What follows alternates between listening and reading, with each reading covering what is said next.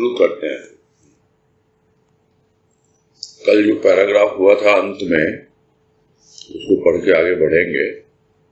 इसमें कहा गुरुदेव ने कि शांति केवल अकेली ही न थी, भ्रांति भी थी और क्रांति भी थी, किंतु इनका आविर्भाव न हुआ था, इनकी उत्पत्ति ही हुई थी, यह कहना ही ठीक होगा।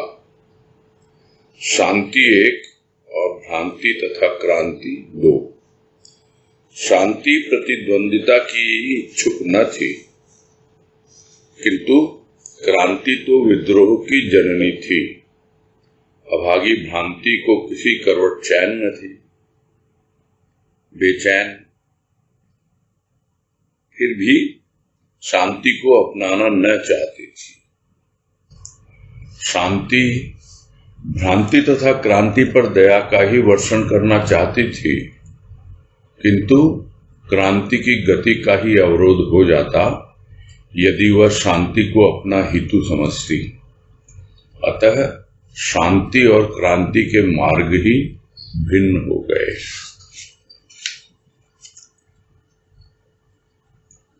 और इसमें यही समझने का हमने प्रयास किया था, जो इसके पहले पैराग्राफ में भी गुरुदेव ने बताया कि शांति का आविर्भाव हुआ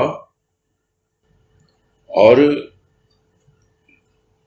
अब कह रहे हैं भ्रांति और क्रांति भी उसके साथ आ गई। उनका आविर्भाव नहीं हुआ, उनकी उत्पत्ति हुई, यानी वे उत्पन्न हुई।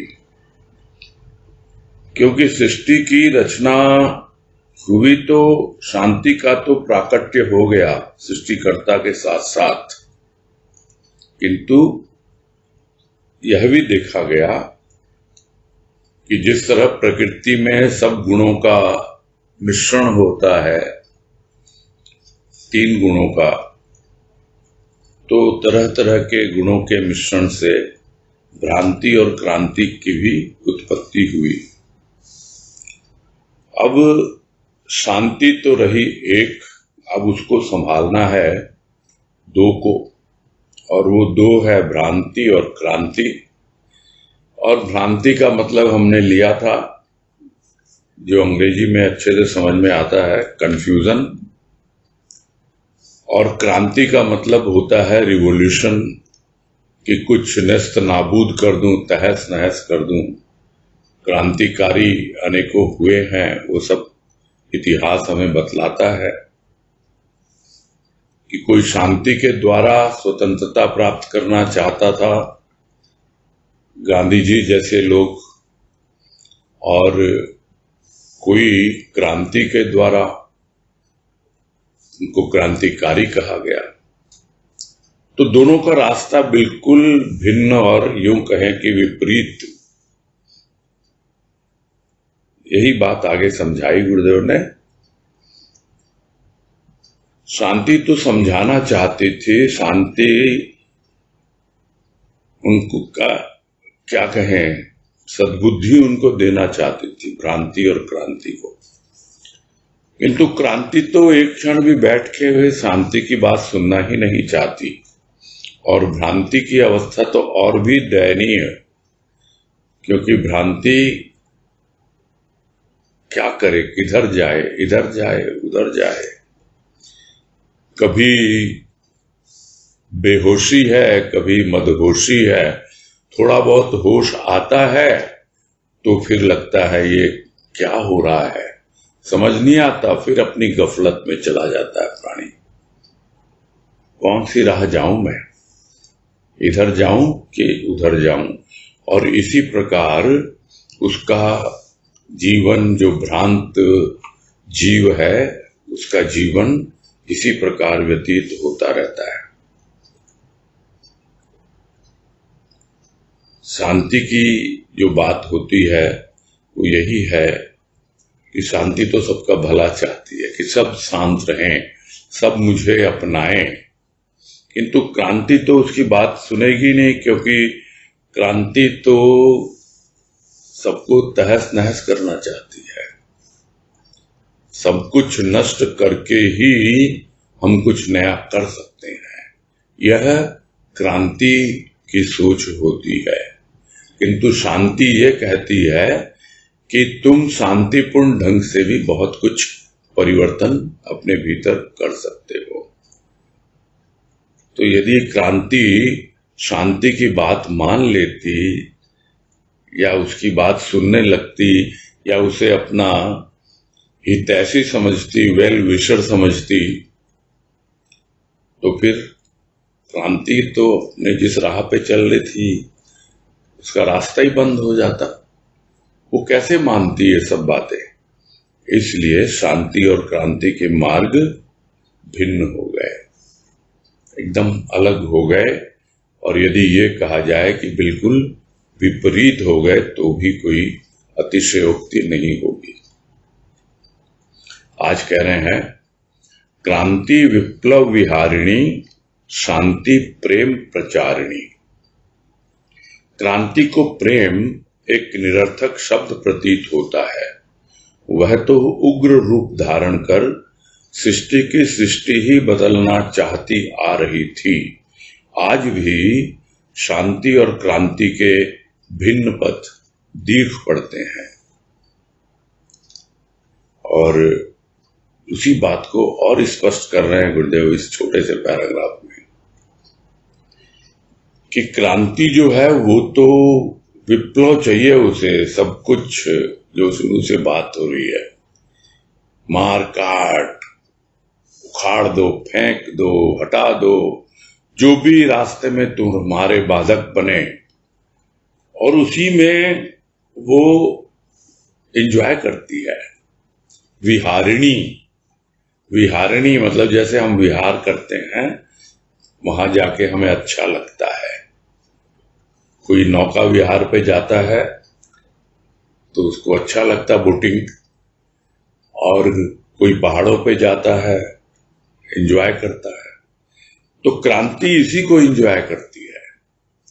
ये तोड़ दूं, फोड़ दूं, ये बदल दूं, वो कर दूं, इसको तहस नहस कर दूं, यह होता है क्रांति का कार्य करने का तरीका।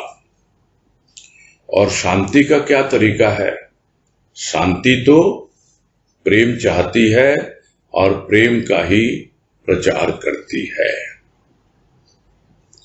जबकि देखा जाए, जब क्रांति के पास शांति पहुंचती है या शांति का एक दूत पहुंचता है शब्द के रूप में, और वो शब्द है प्रेम, तो क्रांति को तो प्रेम एक निरर्थक शब्द प्रतीत होता है।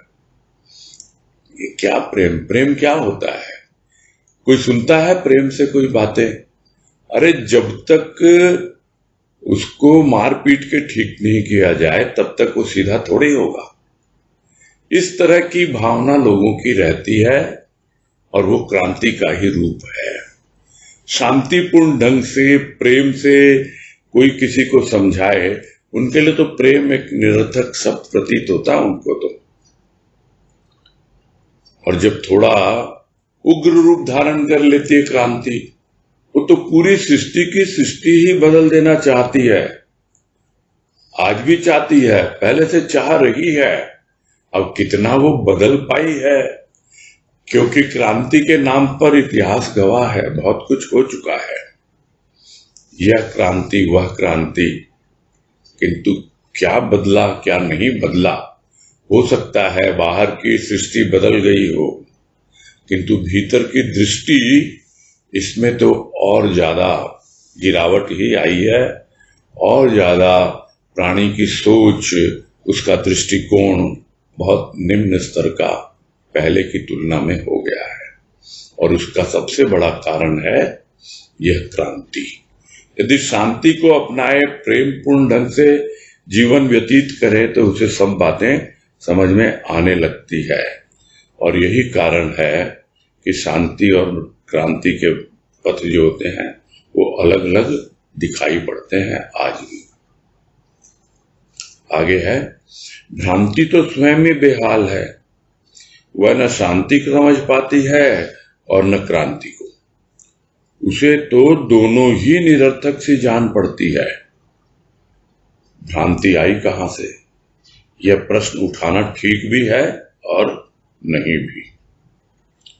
भव भ्रांति का स्थान न था, फिर भ्रांति का यह कौतुक अवश्य ही अद्भुत है।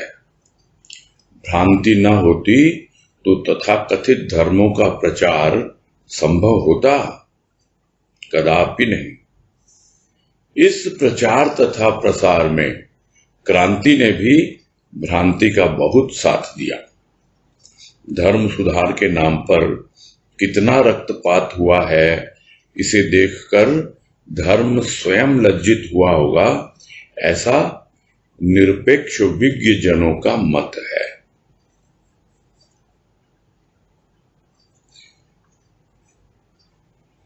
अब आ रहे हैं भ्रांति की क्या कंडीशन है, भ्रांति की क्या अवस्था है, उसको समझने के लिए गुरुदेव आगे बढ़ रहे हैं और हमें समझा रहे हैं कि भाई भ्रांति को जब देखो तो यह पाते हो कि भाई भ्रांति तो पहले से ही ऐसे ही है, बेहाल है, उसे तो किसी करवट चैन है कि नहीं।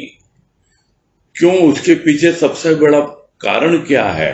क्योंकि उसे कुछ समझ ही नहीं आता है, इसलिए वो हमेशा कंफ्यूज्ड ही रहती है।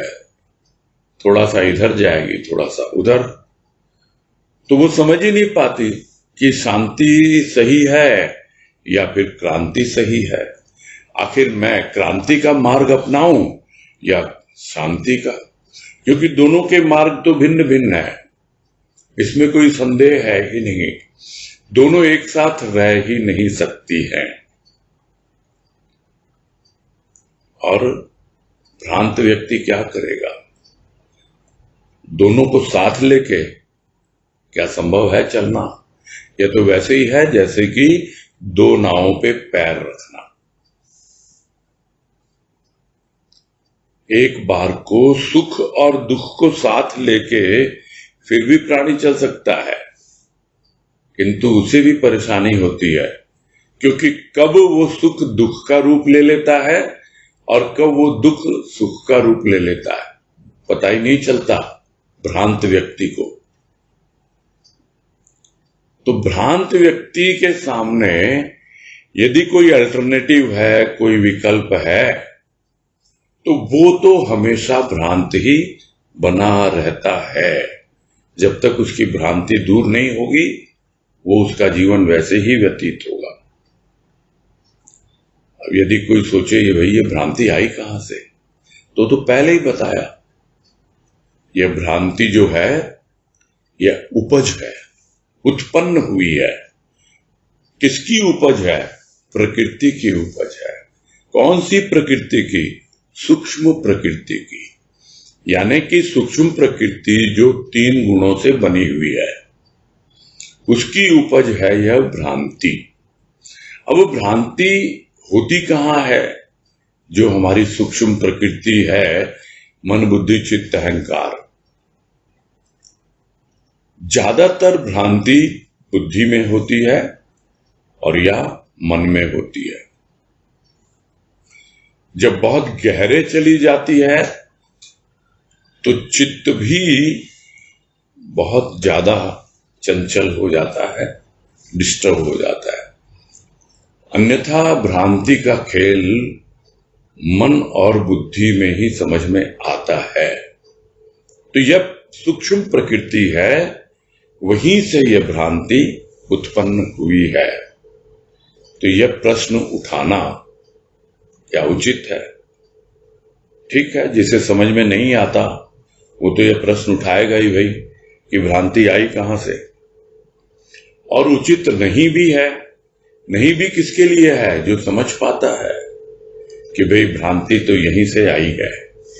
मैं अपनी सूक्ष्म प्रकृति को समझूं, अपने मन और बुद्धि को समझूं, तो काफी हद तक मैं विवेचन कर पाऊंगा, देख पाऊंगा कि आखिर ये भ्रांति आई कहां से। यह संसार यह था नहीं भ्रांति का स्थान। किंतु फिर भी यह जो भ्रांति खेल दिखा रही है तरह तरह से, ऐसे जिसे समझ में आ रहा है, उसके लिए तो आश्चर्य होता है। जो संत महापुरुष है उन्हें तो आश्चर्य होता है कि भाई सब कुछ तो स्पष्ट समझ में आ रहा है, और फिर यह जीव भ्रांत क्यों है, क्यों यह भुक्त है, जो भोगों में लिप्त है वही भुक्त है। यानी वो सोचता है कि मैं भोगों को भोग रहा हूं, वास्तव में उसका भोग लग रहा है, उसके जीवन का, वो भुक्त बनता है। उसी तरह भ्रांत रहता है, समझ में कुछ भी नहीं आता। किंतु जब संत जीवन में आता है और उसकी दृष्टि से जब देखता है प्राणी, भाव की दृष्टि से, तब उसे स्पष्ट समझ में आने लगता है, अरे ये तो बड़ा अजीब सा खेल है? कहां है भ्रांति? भ्रांति थी नहीं। क्यों? क्योंकि अब भीतर जो है शांति आनी शुरू हो गई है। और ये सब बोलते बोलते भजन की पंक्ति याद आ गई कि शांत सौम्य नीर में कमल खिला गया तू ही, भ्रांत भुक्त जीव को विमल बना गया तू ही करके जाता है भाई सब कुछ। अन्यथा ये इसका ऐसा कौतुक है कि सारी की सारी सृष्टि चकित है इससे। यह संसार था नहीं भ्रांति का स्थान, किंतु जैसे ही भ्रांति उत्पन्न हुई, जो चतुर, चालाक, स्वार्थी, कुछ भी नाम दे उनको, वो अपना काम बनाने में लग गए, दूसरों को कंफ्यूज करके।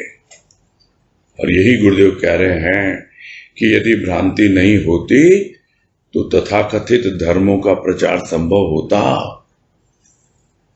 दूसरों को कंफ्यूज करो भाई, तुम तो पापी हो, न जाने कितने पाप तुमने किए हैं। वो बेचारा सोचता मैं पापी हूं,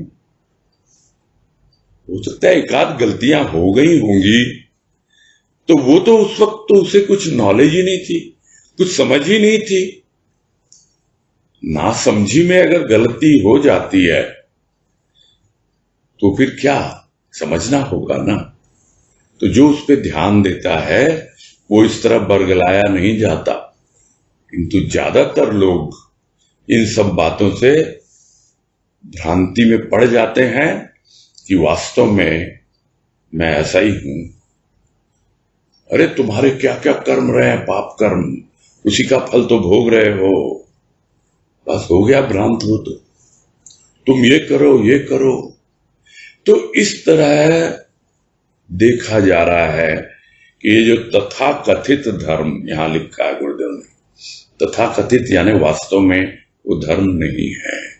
वो धर्म के नाम पर दुकान चलाई जा रही है, लोगों को बेवकूफ बनाया जा रहा है, और या यूं कहें उनकी बेवकूफी का लाभ उठाया जा रहा है।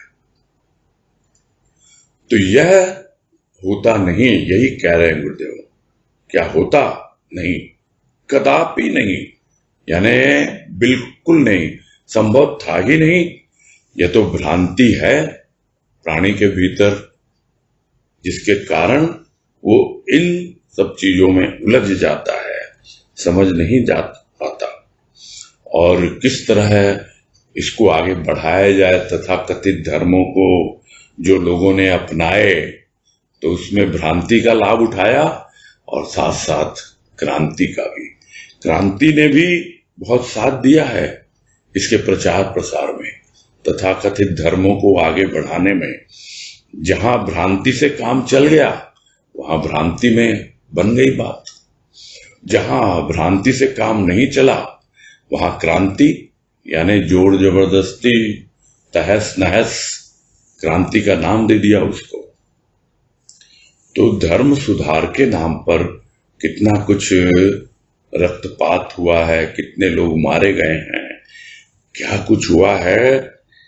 यदि देखता धर्म, वास्तविक धर्म, देखो मेरे नाम पे लोग क्या क्या कर रहे हैं, वो तो लज्जित हुआ ही होता। तो किसी का नाम लेकर कोई अगर गलत काम करता है तो स्वाभाविक है वो उसको लज्जित करता है। यदि हम भी सत्संग का नाम लेकर कुछ गलत काम करते हैं तो हम सत्संग को ही लजाते हैं। यह हमको समझ लेना चाहिए। जिस प्रकार धर्म कितना लज्जित होता है जो धर्म सुधार के नाम पर रक्तपात करते हैं, अपने आप को क्रांतिकारी कहते हैं और लोगों की भ्रांति का निरर्थक लाभ उठाते हैं। तो यह मत किसका है? कौन समझ पाता है इसको? जो निरपेक्ष विज्ञजन है। तो दो बातें यहां हैं, निरपेक्ष और विज्ञजन। विज्ञजन यानी जो ज्ञानी है, निरपेक्ष यानी वो किसी का पक्षपात नहीं लेते, न इस धर्म का न उस धर्म का, बिल्कुल निष्पक्ष है, निरपेक्ष है। उनको किसी से कोई अपेक्षा नहीं है कि भाई मैं इसकी बुराई करूंगा तो ये मेरा गला काट देगा और मैं अगर इसकी बड़ाई करूंगा तो ये मुझे सिंहासन पे बैठा देगा। ऐसा कुछ करते ही नहीं है। वो यही समझाते आए हैं और गुरुदेव भी यही समझा रहे हैं कि क्रांति ने इस भ्रांति की सहायता से धर्म के नाम पर न जाने कितना रक्तपात किया है। तो ये मत बिल्कुल है निरपेक्ष और जो भी विज्ञजन है उनका। आगे कह रहे हैं, विचारों का चक्र मनुष्य को दुखी सुखी बनाता है। गतिशील धरा पर जीव जंतु चक्कर खा रहे हैं और चक्कर में डालने की चेष्टा में लगे हैं। धन जन का चक्र तो प्राचीन है, नवीन नहीं, किंतु अशुद्ध विचारों का चक्र इस आधुनिक युग की देन है। जहां चक्र है वहां शांति कहां, और शांति का उद्गम तो उनके लिए विचारणीय विषय ही क्यों होने लगा।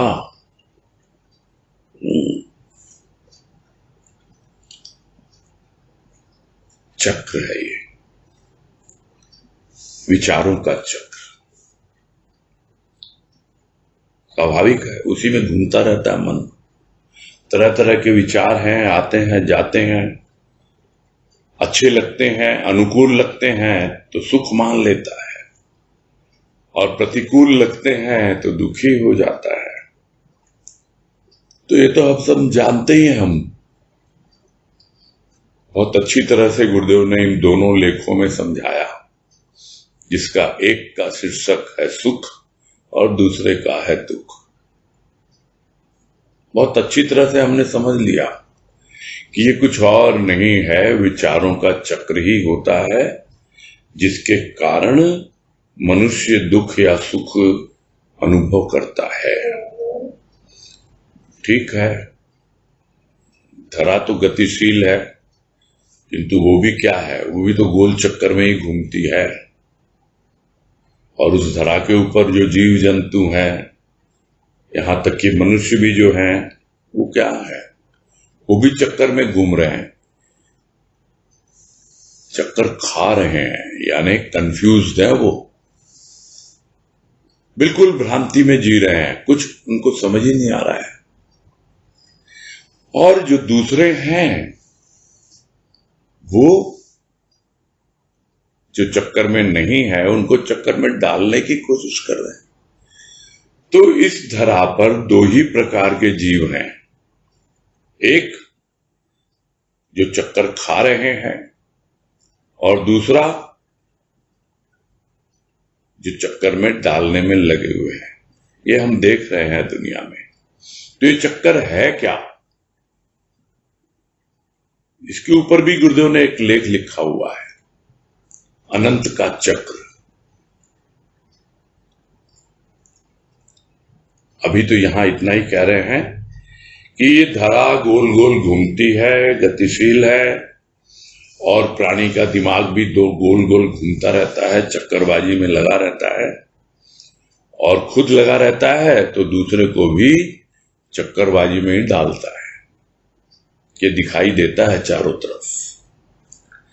भाई एक चक्र है धन जन का, यानी भौतिक जीवन का, उसी में फंसा हुआ आदमी। धन यानी रुपया पैसा, जन यानी परिवार। यह चक्र कोई नया नहीं है, यह तो बहुत पुराना है। तो बहुत पुराने जमाने से ही धन जन का चक्र यानी भौतिक जीवन का, स्थूल का चक्र तो चला आ रहा है। ये तो स्थूल का चक्र है, ये तो आदम जमाने से ही चल रहा है। कैसे पेट पालेगा, कैसे अपनी रक्षा करेगा, कैसे अपने जो परिवार के लोग हैं उनकी रक्षा करेगा, उनका पालन पोषण करेगा। ये बातें आज से नहीं है, प्राचीन काल से ही है। और आज भी अगर है तो ये एक स्थूल का चक्र है। किंतु जो सूक्ष्म का चक्र है वो है अशुद्ध विचारों का चक्र। अशुद्ध विचार क्या है? पूरी तरह से तमोगुण पर आधारित है। भाई थोड़ी बहुत भ्रांति हो तो समझ में आए कि थोड़ा सा दूध में पानी मिला दिया, समझ में आता है, करते हैं सब दूध वाले। किंतु यहां तो पानी में ही दूध मिला दिया थोड़ा सा, और आजकल तो न जाने कितने केमिकल चले हुए हैं। बस सफेद दिखना चाहिए, वही दूध कहलाएगा। तो जब तक प्राणी नीर क्षीर विवेकी न हो, यानी दूध का दूध पानी का पानी समझना उसको न आए, तब तक वो इन अशुद्ध विचारों के चक्र से बाहर निकलना उसके लिए संभव ही नहीं है। यह आधुनिक युग की देन है। छोटी छोटी बातों पर लोग आपको फंसाने के चक्कर में लगे हुए हैं। कैसे किसको फंसाया जाए, किसी में भी इमोशनली ब्लैकमेल। पहले आपसे दोस्ती करेंगे, बहुत कुछ दिखाएंगे, अपनत्व दिखाएंगे, और फिर अपना स्वार्थ पूरा करके चलते बनेंगे। यही नहीं, बहुत तरह से। इसके उदाहरण देने की आवश्यकता नहीं है। हमें सबको समझ में आता है कि अशुद्ध विचारों का चक्र तो इस आधुनिक युग की देन है। यानी उस जमाने में जब गुरुदेव ने पुस्तक लिखी होगी, कितना, कम से कम 50-60 साल पहले। अभी देखें, अब तो और सिचुएशन खराब हुई है।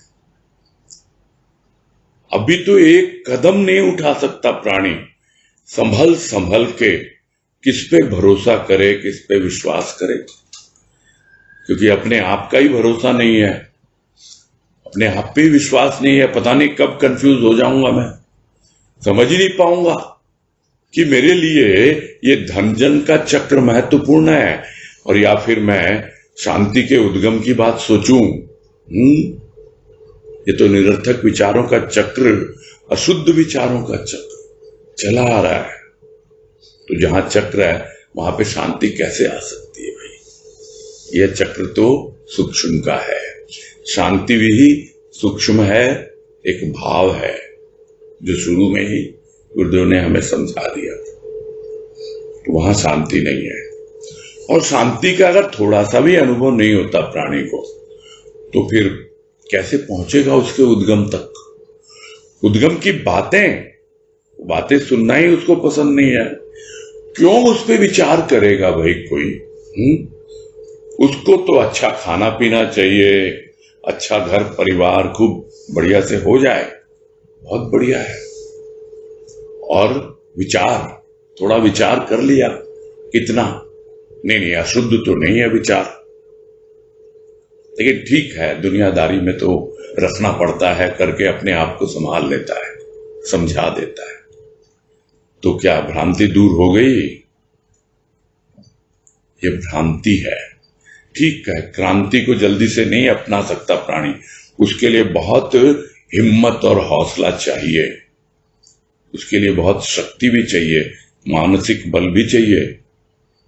किंतु भ्रांति तो बिना बुलाए आती है, क्योंकि वो उत्पन्न हुई है इस प्रकृति से, सूक्ष्म प्रकृति में। और अब तो तमोगुण का इतना बोलबाला है, भौतिकता का इतना बोलबाला है, वहां आप शांति की बात करो और फिर बोलो शांति के उद्गम को खोजने चलते हैं अपन। चलो भाई, गुरुदेव ने लेख लिख दिया, हम भी चलते हैं, उस लेख के साथ साथ आगे बढ़ते हैं, शांति के उद्गम तक पहुंचेंगे। तो ऐसे लोगों के लिए यह कोई विचारणीय विषय है ही नहीं, हो ही नहीं सकता। गुरुदेव बोल रहे क्यों होने लगा, है ही नहीं। इसका मतलब क्या? इसका मतलब इतना ही है कि बहुत गिने चुने लोग होते हैं जो वास्तव में इस चक्र को समझकर थोड़ा शांत रह पाते हैं, और थोड़ी सी भी जो शांति का उन्हें स्वाद मिलता है, अनुभव मिलता है, उसको पकड़ कर देखते कहां से आई ये शांति, खोजूं तो सही कहां थी ये छिपी हुई। तब वो उसकी ओर आगे बढ़ेगा, नहीं तो उसके लिए यह कोई विचारणीय विषय होता ही नहीं है। आगे कह रहे हैं, जीवन गतिशील है, यह निर्भ्रांत तथ्य है। गति में स्थिति विचारों की, यह शांति प्राप्त करने का सरल मार्ग है। गति में स्थिति यह विरोधाभास सा प्रतीत होता है, किंतु शांत होकर देखा जाए तो इस गति में भी स्थिति है। गति है तन की, मन की। शांत विचार जब मन में स्थित होते हैं तो तन की गति मनुष्य को कष्टकर प्रतीत नहीं होगी, तथा विचारों की दृढ़ता उसे अधिक शांत होने में सहायक होगी। अब आ गया ना फार्मूला, कैसे हम शांति का अनुभव करें और उस शांति के उद्गम तक पहुंचे। शुरुआत कर दी अब गुरुदेव ने कि यह तो है निर्भ्रांत तथ्य। निर्भ्रांत मतलब यहां भ्रांति का कोई स्थान नहीं है, निर्भ्रांत है। क्या है वो तथ्य, क्या फैक्ट है वो? कि जीवन गतिशील है। सभी कहते हैं बिल्कुल है, जीवन चलने का नाम, चलते रहो सुबह शाम। किंतु किस ओर जा रहे हो, तुम्हारा जीवन किस दिशा में गतिशील है? क्या यह विचारणीय नहीं है? तो जो इस पर विचार करता है वो उस गति को देखता है, समझता है, और साथ साथ यह भी अनुभव करने का प्रयास करता है कि गति में किस प्रकार से स्थिति का अनुभव किया जाए। यही कह रहे हैं गुरुदेव कि जब गति में स्थिति विचारों की बनने लगती है तब उसे समझ में आता है कि हाँ, शांति प्राप्त करने का यह सरल तरीका है। तो किस प्रकार गति में स्थिति होती है? कह रहे हैं सुनने से तो यही लगेगा ये तो बड़ी विरोधाभासी बात थी। गति में स्थिति संभव है क्या? गति में स्थिति, किंतु यह अगर देखें कि गतिशील क्या है तो कह रहे हैं गतिशील है तन। गतिशील क्या है? गतिशील है मन। तो फिर वो कौन सी चीज है जो इस गतिशीलता में भी स्थित है? वो है शांत विचार। वो आए कहां से?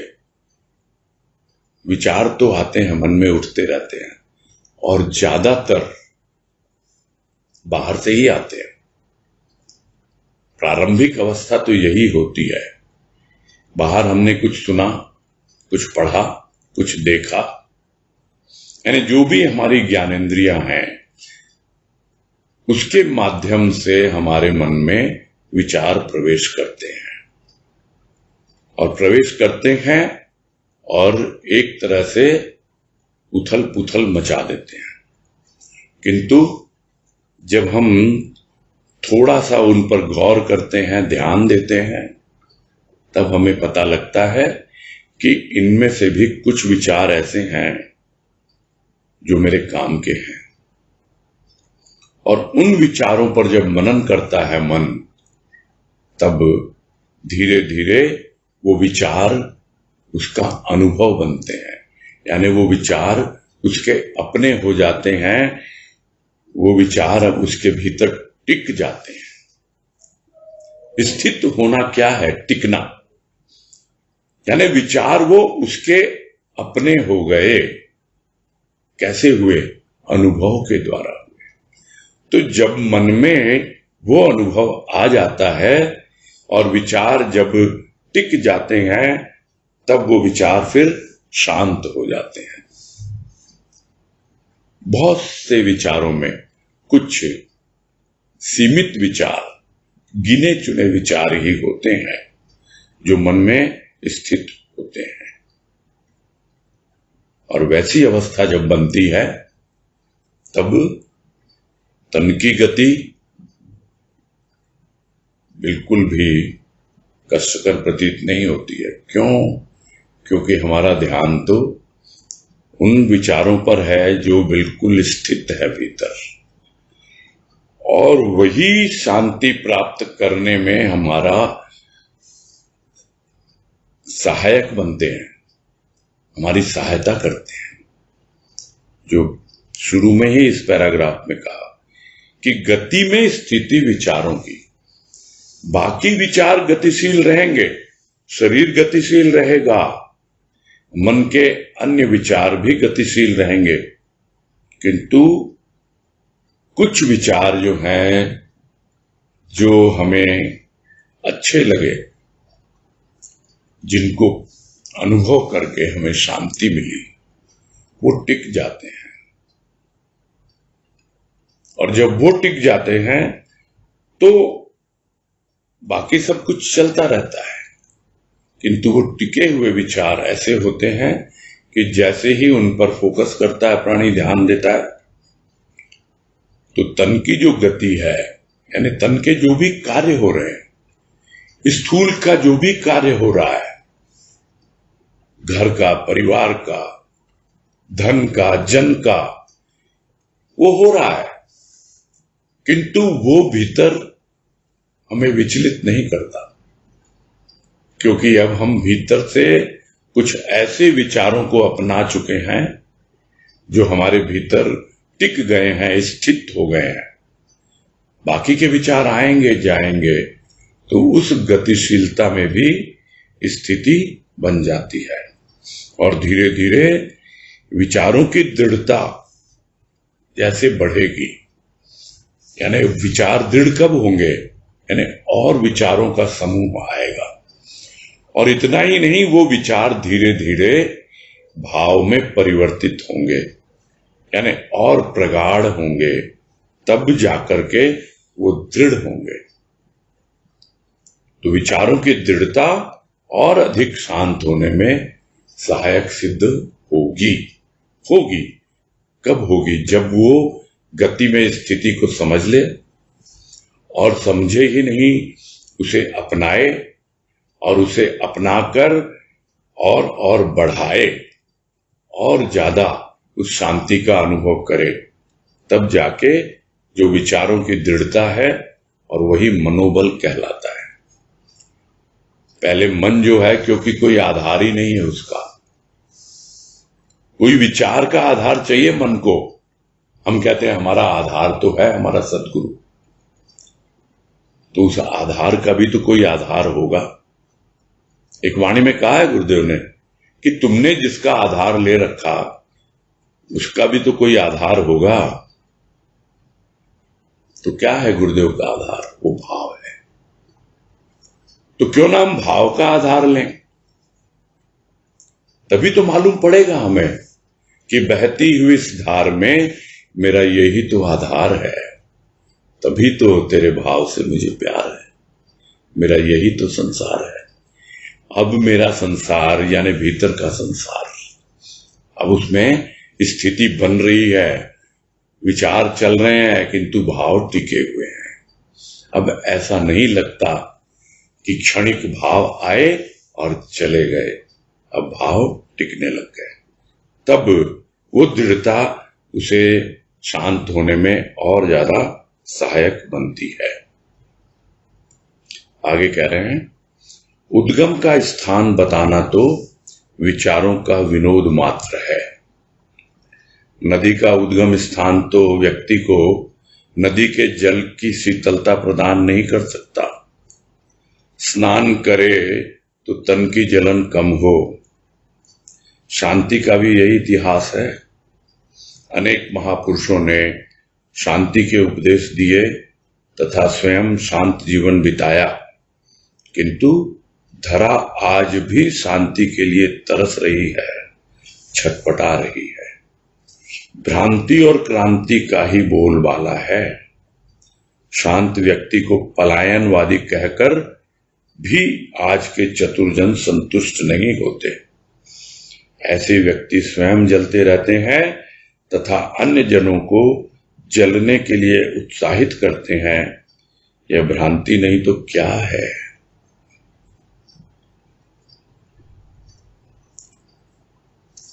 और इसमें गुरुदेव यही समझा रहे हैं कि धीरे धीरे आपके भीतर गति में स्थिति बनने लगती है, और वो जो स्थिति बनती है जिसके द्वारा आपके भाव विचार में दृढ़ता आती है, तो ठीक है, आप खोजने चलो उद्गम की ओर या न चलो, यह तो आपके चॉइस पर है। यानी आप चाहते हो आगे बढ़ना, उद्गम तक पहुंचना, या नहीं चाहते हो तो कोई दूसरा अगर बता भी दे तो आपको तो लगेगा यह तो सिर्फ बातें ही बातें हैं। ये तो विचारों का सिर्फ एक विनोद मात्र है कि भाई ठीक है, आपका मन बहला रहेगा, चलो शांति का अनुभव हो गया, भाव की अनुभूति हो गई, दृढ़ता आ गई भाव में। अब हम जरा ढूंढे तो सही, जो शांति दी हमको इस भाव ने दी है, उसको आगे तो खोजे कहां से आई ये शांति। तो यह तो सिर्फ विचारों का विनोद है। क्यों विनोद है? क्योंकि यदि आप ढूंढ भी लोगे कि यहां से शांति निकली है तो क्या से बात बन जाएगी। उदाहरण नदी का दे रहे हैं कि नदी का उद्गम स्थान यदि खोज भी ले कोई, तो क्या उसको जल की शीतलता मिलेगी? शीतलता तो तभी मिलेगी ना जब वो उस नदी में डुबकी लगाए, स्नान करे, तब तो उसके तन की जलन दूर होगी। और यह शांति जो है वो भीतर की नदी है। जब भी अनुभव में आए हम उसमें डुबकी लगाएं, ताकि हमें उसका उद्गम खोजने की प्रेरणा तो मिले। जब तक हम उसका लाभ नहीं उठाएंगे, हम किनारे किनारे चलते जाएंगे कि भाई देखें ये गंगा नदी कलकत्ते में, हाँ हुगली नाम है इसका, अब देखें कहां से आई, बढ़ो आगे बढ़ो, चलते चले। लेकिन चल कहां रहे हो? चल तो रहे हो जमीन पर, तो जमीन पे चल रहे हो, स्थूल का जीवन जी रहे हो, और फिर खोज रहे हो उस गंगा का उद्गम, नदी का उद्गम, शांति का उद्गम। अरे यह तो उल्टी तरफ बहना है, और बहना नहीं है, तैरना है। यानी जहां कहीं आपको शांति का अनुभव हुआ, तो नदी क्या ऊंचाई से आती है, तो हमें ऊंचा उठना होगा। यानी धारा के विपरीत, प्रवाह के विपरीत, और नहीं तो प्रवाह बहा के ले जाता है। ऐसा ही है टिकना, स्थिति बनाए रखना। और जब कभी थोड़ा सा थक गए, हाँ ठीक है, आ गए किनारे पर, आ गए स्थूल जीवन में। संतों का यही तो होता है जीवन, जिसको बाबा कहते हैं मैं तो आनंद सागर में गोता लगाता रहता हूं, बस थोड़ी देर के लिए किनारे पे आता हूं, देख लेता हूं क्या हाल चाल दुनिया के, फिर अपना चला जाता हूं भीतर।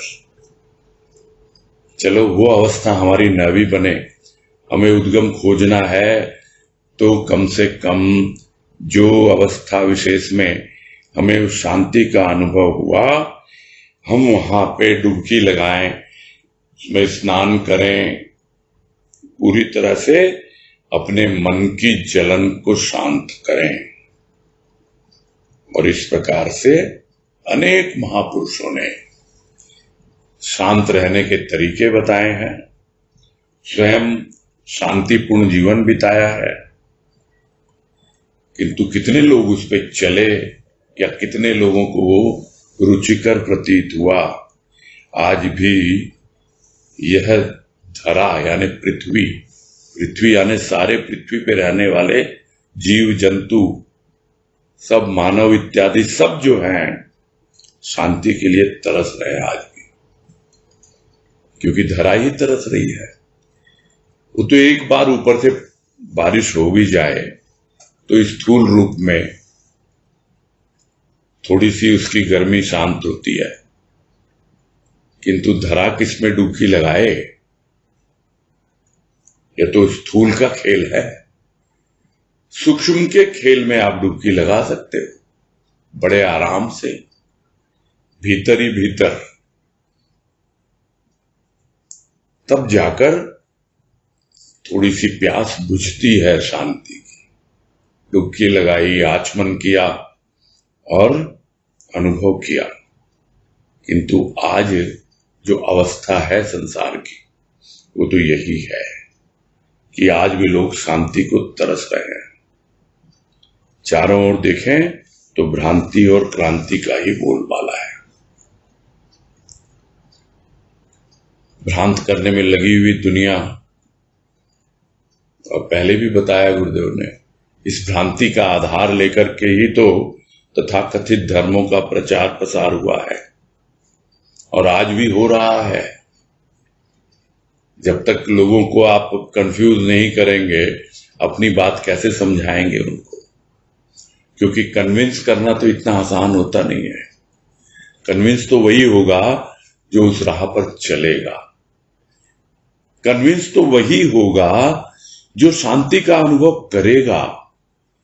तब उसे लगेगा कि हाँ, संत महापुरुषों ने जितने भी शांति के उपदेश दिए हैं, कि गुरुदेव कितना समझा रहे हैं शांति क्या होती है, कैसे शांति को अनुभव कर सकते हो, करेंगे तब जाकर के भ्रांति दूर होगी, और नहीं तो भ्रांति बनी रहेगी और लोग क्रांति के लिए उकसाते रहते हैं। इसीलिए इसी का बोलबाला है। और कोई अगर शांति से रहना भी चाहे तो लोग यही कहते हैं, और अपने आप को बड़े समझदार कहते हैं, बहुत दुनियादार कहते हैं, चतुर जन, गुरुदेव कह रहे हैं, अपने आप को बड़ा चतुर समझते हैं। ये व्यक्ति शांत, क्या शांत? अरे ये तो अपनी जिम्मेदारियों से भाग रहा है, अपने कर्तव्यों का पालन नहीं कर रहा, पलायनवादी कह देते हैं। उसे क्या मालूम कि कौन क्या कर रहा है कि नहीं कर रहा है। यह अवश्य है कि वो व्यक्ति उनके इशारे पे नहीं चल रहा, उनके चलाए नहीं चल रहा। वो तो भीतर से शांत है, अपने ढंग से अपना जीवन जी रहा है। तो ये तथाकथित चतुर जन जो अपने आप को बहुत होशियार समझते हैं, बुद्धिमान समझते हैं, ये यही कहेंगे, भाई ये तो पलायनवादी है, ये अपनी जिम्मेदारियों से भाग रहा है। क्यों? क्योंकि वो स्वयं जल रहे हैं भीतर ही भीतर। किसमें जल रहे हैं? अनेक प्रकार की जलन है। और ऐसे केस में, यानी इस अवस्था में सबसे बड़ी जलन है ईर्ष्या, कि यह व्यक्ति तो शांत है और मैं शांत नहीं हूं। अपनी खुद की अवस्था तो सबको मालूम होती है, तो वो स्वयं जल रहा है उस ईर्ष्या में और दूसरों को बोलेगा कि अरे ये क्या है, ये तो भाग रहा है अपनी जिम्मेदारी से, पलायनवादी है ये तो। और दूसरों को यही जलने के लिए कि तुम भी जलो, इस राह पे मत आओ, तुम क्रांति करो। क्रांति में यही तो है, जलना जलाना, भस्मीभूत कर दो, नेस्त नाबूद कर दो, यही सब तो है क्रांति में। और भ्रांति कभी ये करती है, कभी वो करती है, तो जो भ्रांत हैं उनको क्रांति के लिए उकसाते हैं, उत्साहित करते हैं।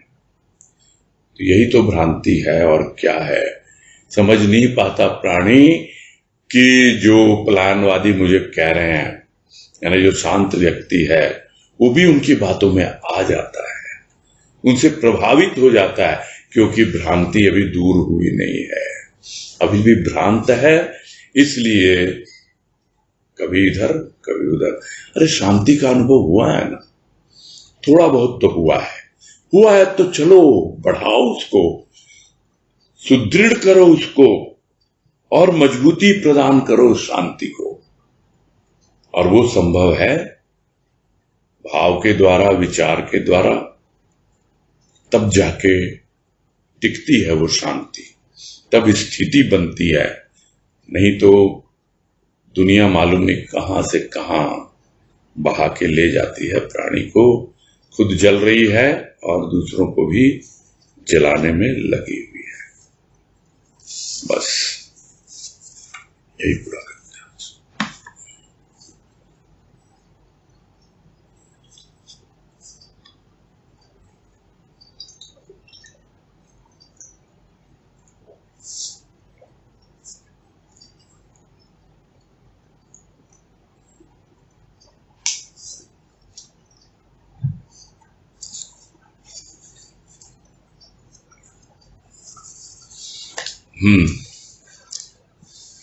जो कभी कभी आते हैं उनको पहले मौका देता हूं।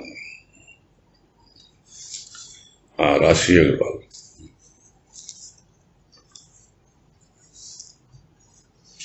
प्रणाम भैया। हाँ नमस्कार, बोलिए। भैया, भाव और विचार बार बार सुन रहे हैं, तो इसमें क्या फर्क है? और साथ में एक बात और मन में आ रही थी, जैसे हम बार बार बोलते हैं प्रेम भाव, तो प्रेम भी तो एक भाव ही है जी। बस यही दो बातें पूछी। हाँ, तो दूसरा पॉइंट तो सही पकड़े हैं आप कि प्रेम भी एक प्रकार का भाव ही है, बिल्कुल सही है। और जहां तक भाव विचार की बात है, जो अभी इस पिछले पैराग्राफ में गुरुदेव ने बताया कि धीरे धीरे जब वो विचार है वो दृढ़ होते हैं, यानी कौन से विचार, वो उनकी कृपा से एक्सप्लेन करने का प्रयास भी किया गया कि जो आपको अच्छे लगे विचार चुने आपने, उस पे आपने मनन चिंतन किया और गहराई में गए, तब जाके वो भाव का रूप लेते हैं। नहीं तो विचार गतिशील रहते हैं, आते हैं चले जाते हैं, और जैसे ही वो विचार टिकते हैं मनन चिंतन के द्वारा और फिर प्रगाढ़ होते हैं, भाव का रूप ग्रहण करते हैं। यानी जो विचार सारपूर्ण है और जो हमें पसंद आए, जिनमें हमें रस मिला, उसको हमने अपने भीतर तक पहुंचाया, टिकाया और उसको प्रगाढ़ करने में लगे हैं, और वही हमें दृढ़ता प्रदान करेंगे, वही भाव कहलाता है। हाँ। और भैया, प्रेम और भाव में क्या फर्क है? नहीं, बात तो यही आई ना कि प्रेम भी एक प्रकार का भाव है, ये तो आप सही भी है ना? हाँ जी, हाँ। वो तो मैंने शुरू में ही बोला। अभी आपने प्रश्न किया, उसके बाद शुरू में ही मैंने बोला कि आपने दूसरा पोर्शन तो सही कहा कि प्रेम भी एक प्रकार का भाव ही है, बिल्कुल सही बात है जी। तो क्लियर हो गए ना दोनों बातें? हाँ भैया, मैं अभी पहले यही सोची थी कि विचार धार की तरह बहते रहते हैं धारा में, और जो उसमें से छटके टिकते, पर आपने बता दिया ना तो तसल्ली हो गई। थैंक यू भैया। ठीक है, ठीक है। हाँ, तनुश्री शर्मा। प्रणाम भैया। हाँ, नमस्कार, बोलो। यह एक प्रश्न का तो क्लियर हो गया, आपने राशि जी को उत्तर दिया उससे। एक प्रश्न कल के विश्लेषण में से था कि जो बोला संस्कार और भाव वैसे ही है कि जैसे बीज और वृक्ष की पहले बीज आया कि वृक्ष आया। तो हमें ये नहीं देखना है कि हमारे संस्कारों में भाव है या नहीं, या हमारे भावों की वजह से हमारे संस्कार बन रहे हैं। तो इसको थोड़ा सा और समझना है कि मतलब हमें संस्कारों पे ध्यान देना नहीं है, बस उसको सौंप देना है। दोनों सम्मुख हैं, यही कहा ना गुरुदेव ने। जिस तरह बीज और फल दोनों सम्मुख हैं, वैसे ही हमारे भाव की क्या अवस्था है हमको वो भी दिखलाई पड़ता है, और हमारे संस्कारों की क्या अवस्था वो भी हमें दिखलाई पड़ता है। तो आप इस पे ज्यादा विचार नहीं करते हुए, जो कुछ भी आपको भाव की अनुभूति होती है उसके द्वारा जो आपको शांति तक पहुंचाते हैं भाव, यानी जो भी निरर्थक विचार उठते हैं उनको शांत करते हैं, आप उन भावों को अपना करके आगे बढ़ेंगे, तब आपका ध्यान संस्कारों पे नहीं जाएगा। दोनों सामने है, ऐसा नहीं है। जो कोशिश करते हैं ना उनको कम से कम इस जन्म के संस्कार तो मालूम पड़ते ही हैं। यहां सिर्फ ये कह रहे हैं कि संस्कार का कारण है, और या फिर संस्कारी भाव के जनक हैं। यह जो बात कह रहे हैं इस पे ज्यादा विचार करने की कोई आवश्यकता नहीं है, क्योंकि दोनों बातें कह दी कि विचारणीय होते हुए भी अविचारणीय है, यानी विचार करने की आवश्यकता नहीं है। जिसको विचार करना हो वो करे, किंतु आपको अगर विचार करना है तो इतना ही करना है कि जितना आपको संस्कार समझ में आते हैं और जितना आपको भाव समझ में आते हैं, यानी जितना आपको फल समझ में आता है और बीज समझ में आता है, उसी के अनुसार आप उसको काम में लीजिए और आगे बढ़िए। ज्यादा उस पर विचार करने की आवश्यकता नहीं है कि भावों ने संस्कार बनाए हैं और या फिर ये संस्कार जो हैं उसके कारण ही मुझे भाव की अनुभूति हो रही है। ठीक है भैया, एक बार जब भावयोग पे जब लेख का विश्लेषण हुआ था तो उस वक्त ये बात आई कि स्मृति से भाव की जागृति होती है, कि जैसे हम उन वृत्तियों को जगाएं कि पिछले किसी जन्म में हमको अगर भाव की अनुभूति हुई है तो बाहर से कोई ऐसी बात आएगी तो उसको जागृत कर देगी। तो अगर हमने कभी पिछले किसी जन्म में भाव की अनुभूति की ही नहीं है तो क्या इस जन्म में हो सकती है हमें? ऐसा तो हो ही नहीं सकता है कि भाव की अनुभूति न की हो। हो सकता है वो और गहराई में दबा हुआ हो, इसकी संभावना हो सकती है। इसका मतलब अभी और अंदर में विचारों का हल चलाने की आवश्यकता है, ताकि जो भीतर छिपी हुई वृत्तियां हैं संस्कार के रूप में, उनमें जो भाव छिपा हुआ है वो प्रकट हो।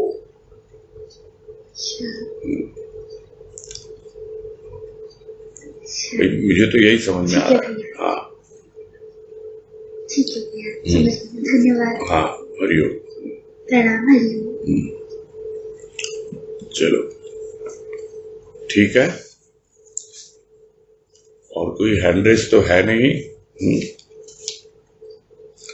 पूरा करते हैं।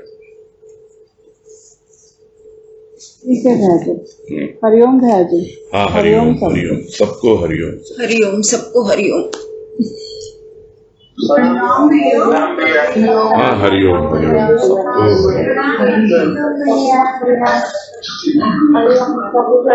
हरिओम।